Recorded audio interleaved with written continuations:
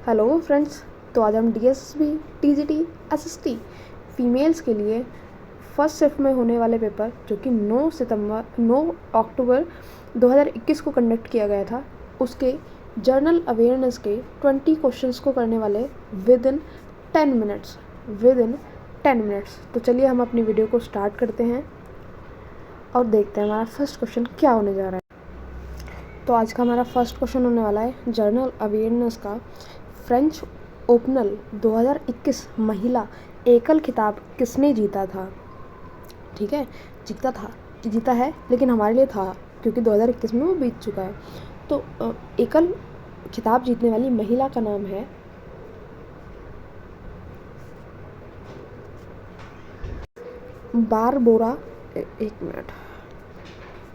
Barbora कैजिकोवा।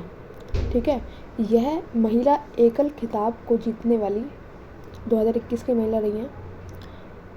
और ये कहाँ से हैं? ये चेक गणराज्य से हैं। नेक्स्ट क्वेश्चन की तरफ बढ़ते हैं 31 में, और देखेंगे आप प्रीवियस में देखेंगे जीए में टोटल 3 से 4 क्वेश्चन करंट अफेयर के आ रहे हैं। ठीक है, मतलब कि करंट अफेयर के 2021 में देखें तो 3 से 4 क्वेश्चन करंट अफेयर से बन रहे हैं।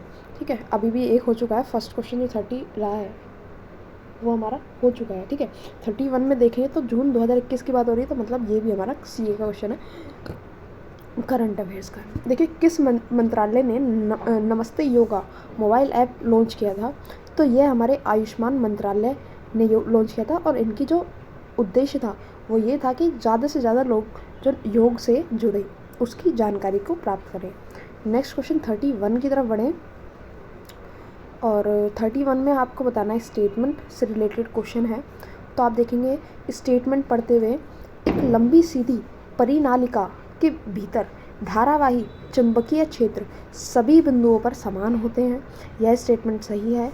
किसी धारावाही परिनालिका का चुंबकीय क्षेत्र छड़ चुंबक से के समान होता है। यह भी स्टेटमेंट सही है। तो हमारा ऑप्शन फर्स्ट हो जाएगा करेक्ट, जो कि फर्स्ट सेकंड दोनों सही है। 32 की तरफ चलते हैं, 33 की तरफ चलते हैं। 33 में आपको बताना है हर्ष चरित्र किसके द्वारा लिखी गई है? तो ये बाण भट्ट के द्वारा लिखी गई है। किसके द्वारा? बाण भट्ट के द्वारा लिखी गई है, और ये संस्कृत भाषा में है। किसमें है? संस्कृत में है। और इसमें सम्राट हर्षवर्धन का बायोग्राफी लिखी गई है। नेक्स्ट क्वेश्चन की तरफ बढ़ते हैं 34 में आपको बताना है किस संशोधन अधिनियम द्वारा नागरिकों को मौलिक कर्तव्यों को भारतीय संविधान में सम्मिलित किया गया है? मतलब कि नागरिकों के मौलिक कर्तव्यों को भारतीय संविधान में जोड़ने के लिए कौन से संशोधन का सहारा लिया गया है? तो संशोधन 42। ठीक है, और ये कब है? ये कौन से भाग में है? ये 4th भाग में है। और अनुच्छेद देखा जाए तो 51 का में है। भाग 4th का 51 अनुच्छेद 51 का।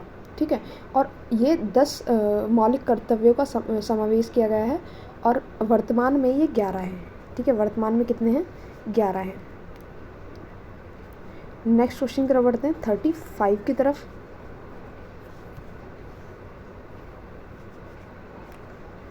35 भी आपका स्टेटमेंट से है। स्टेटमेंट देख लेते हैं हम क्या है। इसमें महत्वपूर्ण वस्तुओं देखिए CPI के संबंध में स्टेटमेंट दी गई है। इसमें महत्वपूर्ण वस्तुओं की कीमत सम्मिलित है। CPI में प्रत्येक वस्तु के उत्पादन स्तर के अनुसार भार भिन्न होते हैं। ये नहीं है ऑप्शन सही, फर्स्ट ही सही है। केवल 1 ऑप्शन नंबर फर्स्ट ही करेक्ट हो जाएगा। नेक्स्ट क्वेश्चन तरफ बढ़ते हैं 36 की तरफ। आप चाहे तो इसका डिस्क्रिप्शन पढ़ सकते हैं। 36 की तरफ चलते हैं। 36 में आपको बताना है वह बाज़ार जिसमें बड़ी फर्मों की थोड़ी संख्या होती है। वह बाज़ार जिसमें बड़ी फर्मों की थोड़ी संख्या होती है, तो वो होता है हमारा अल्पाधिकार। ठीक है, अल्पाधिकार बाज़ार। 37 की तरफ बढ़ते हैं। 37 में भारतीय संविधान के किस भाग में नागरिकता के विवरण का उल्लेख है? नागरिकता के विवरण का उल्लेख है हमारे भाग 2 में। ठीक है, अनुच्छेद 5 से 11 तक।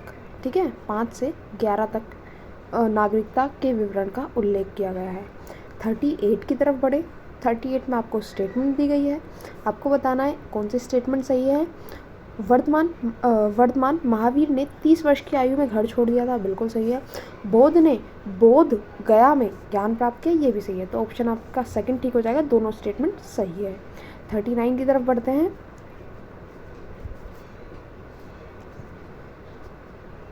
39 में आपको बताना है इर्दा रिड वाद्य यंत्र का एक उदाहरण है, तो कौन सा उदाहरण है? शहनाई।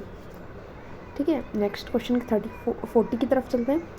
40 क्वेश्चन में आपको बताना है धातुओं की सक्रियता का सही क्रम कौन सा है, तो यह सही क्रम है। ठीक है, 40 का क्या हो जाएगा?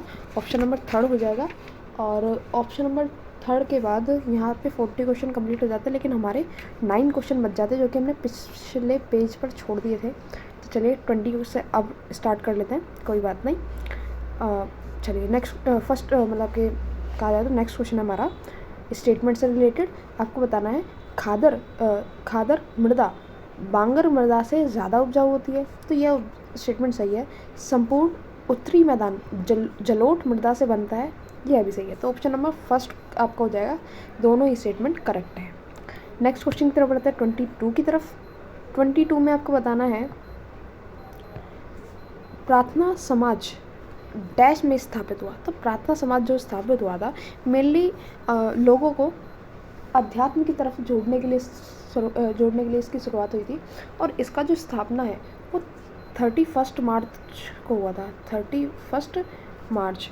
और कब हुआ था? सन था हमारा 1867। तो ऑप्शन नंबर आपका सेकंड करेक्ट हो जाएगा, 1867। नेक्स्ट क्वेश्चन की तरफ बढ़ते हैं 23 में आपको बताना है विश्व में पटसन का सबसे बड़ा उत्पादक देश कौन सा है, तो यह देश है हमारा भारत। ठीक है, और भारत का कौन सा राज्य है? अगर बात की जाए राज्य की, तो राज्य में हमारे कई राज्य आते हैं, बंगाल, बिहार, उड़ीसा, असम, उत्तर प्रदेश के कुछ भाग पटसन के बहुत ज़्यादा फेमस है। ठीक है, नेक्स्ट क्वेश्चन की तरफ बढ़ते हैं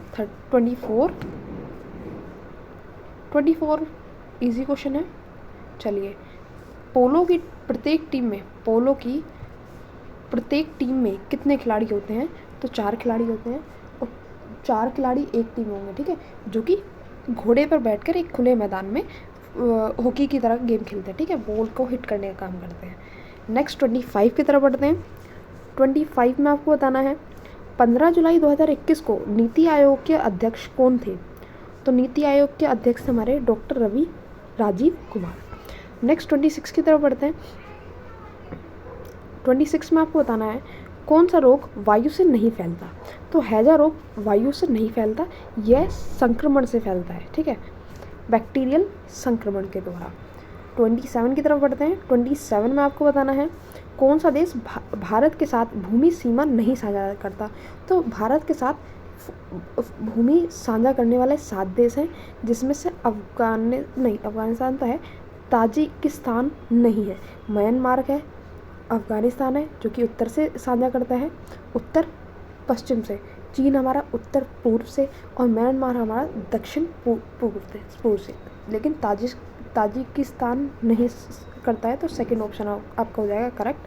28 की तरफ बढ़ते हैं। 28 में आपको स्टेटमेंट दी गई है, वही त्योहार और राज्य है। ठीक है, स्मारक और राज्य भी आ सकती है।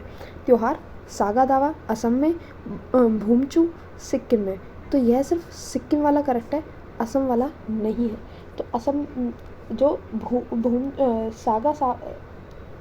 जो भूमचू है वो सिक्किम में मनाया जाता है, और यह एक बौद्ध त्यौहार है। ठीक है, जो फेब से मार्च तक मनाया जाता है। नेक्स्ट 28 की तरफ बढ़ते हैं। 28 में आपको बताना है कैरोलिया अरावजो युवा गणितज्ञ के लिए रामानुजन पुरस्कार जीतने वाली पहली गैर भारतीय बन गई। पहली गैर भारतीय बन गई, कौन बनी? ये कैरोलिना अरावजो, जो कि कहाँ की थी? यह हमारी ब्राज़ील की थी, और 2020 में इनको यह पुरस्कार दिया गया, रामानुजन पुरस्कार। नेक्स्ट क्वेश्चन की तरफ बढ़ते हैं। 30, लेकिन 30 हम कर चुके हैं, तो यहाँ पर हमारी वीडियो को समाप्त करने का टाइम आ गया और आगे नेक्स्ट वीडियो में मिलते हैं।